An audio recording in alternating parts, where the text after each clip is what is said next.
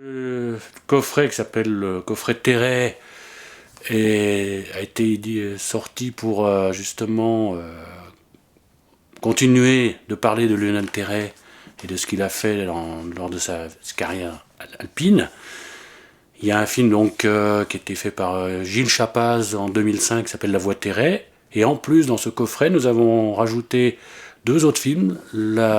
L'expédition Janus, dont mon père était le chef d'expédition en 1962, et la fameuse grande descente à ski du Mont Blanc par Lionel Terray et Bill Dunaway en 1952. Il y a aussi un petit livre de photos. Alors. Tout à fait, il y a un petit livre de 80 pages qui, lui, plus, on va dire, reprend des phrases type du livre Les Conquérants inutiles, des phrases très chocs, avec des images et des photos inédites.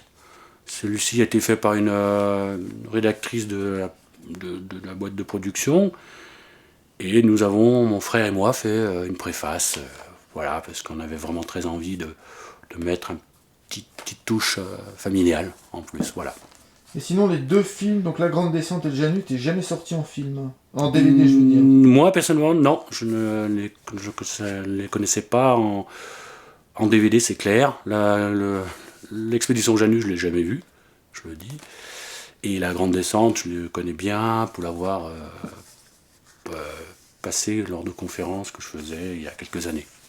Qui est un très beau film, et vraiment, c'est un document de famille. Et je suis très heureux, et je pense que mon frère pareil, qui puisse faire partie de ce DVD, ce coffret. Voilà.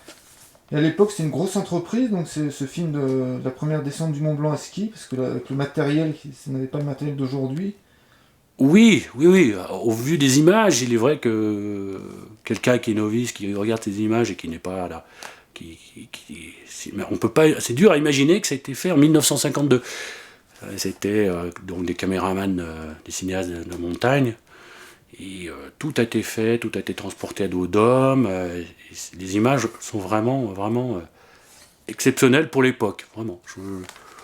Je reste toujours scotché quand je vois ce film parce que j'ai toujours autant de plaisir à le regarder, même si maintenant j'ai vu d'autres films plus techniques, ce qu'on veut, puis avec des moyens beaucoup plus sophistiqués pour filmer. C'est quand même, ça reste pour moi une référence. Et tu sais combien il y avait de caméramans, non? À combien ils sont montés, non? Je crois qu'ils étaient 5. 4 ou 5, certainement. Voilà.